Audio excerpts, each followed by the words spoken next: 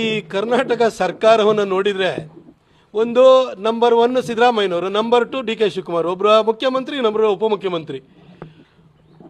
ಮುಖ್ಯಮಂತ್ರಿ ತಾಲಿಬಾನಿ ಸರ್ಕಾರ ನಡೆಸ್ತಾ ಇದ್ದಾರೆ, ಉಪಮುಖ್ಯಮಂತ್ರಿ ಗೂಂಡಾರಾಜ್ ನಡೆಸ್ತಾ ಇದ್ದಾರೆ. ಅಲ್ಲ, ನಟ್ಟು ಬೋಲ್ಟು ಟೈಟ್ ಮಾಡ್ತೀವಿ. ನೀನು ಕರ್ನಾಟಕ ನಿಮ್ದೇನು ರಿಯಲ್ ಎಸ್ಟೇಟ್ ಆಸ್ತಿನ ಸರ್? ಡಿ ಕೆ ಶಿವಕುಮಾರ್ ಅವರೇ, ಯಾರ್ದು ನಟ್ಟು ಬೋಲ್ಟು ಟೆಸ್ಟ್ ಮಾಡ್ತೀರಿ? ಯಾವ ಹೋರಾಟ ಮಾಡಿದ್ರಿ ನೀವು? ಏನು ನಮ್ಮ ನೀರು ನಮ್ಮ ಹಕ್ಕು ಅಂತ ಹೇಳಿ ನೀವು ಅಲ್ಲಿಂದ ಏನು ಮೇಕೆದಾಟಿಯಿಂದ ಪಾದಯಾತ್ರೆಯನ್ನು ಬೆಂಗಳೂರಿಗೆ ತಗೊಂಡೋದ್ರಲ್ಲ, ಅದಕ್ಕೆ ಸುದೀಪು, ಶಿವಣ್ಣ, ಯಶು, ದರ್ಶನ್ನು ಎಲ್ಲರೂ ಬರಬೇಕಿತ್ತಾ? ಅದು ನೀವೇನು ನೀವು ಕರ್ನಾಟಕದ ಜನರ ಪರವಾಗಿ ಗೋಕಾಕು ಚಳವಳಿ ನಡೆದಿತ್ತಲ್ಲ, ಆ ಥರ ಮಾಡಿದ್ರ ನೀವೇನು?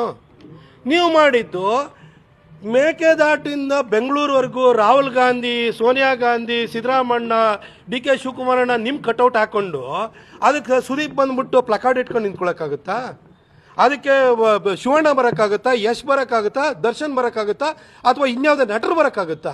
ಕಾಂಗ್ರೆಸ್ ಜಾತ್ರೆ ಮಾಡಿಕೊಂಡು ಅದು ಚುನಾವಣಾ ಪೂರ್ವಭಾವಿಯಾಗಿ ಮಾಡಿದ್ರಿ ನೀವು. 2023 ಮಾಡಿದ್ದು ನೀವು. ಆಗ ನೀವು ಚುನಾವಣೆ ಹತ್ತಿರ ಬಂದಿದೆ ಅಂತ ರಾಜಕೀಯ ಪ್ರೇರಿತವಾಗಿ ಮಾಡಿದ್ರಿ.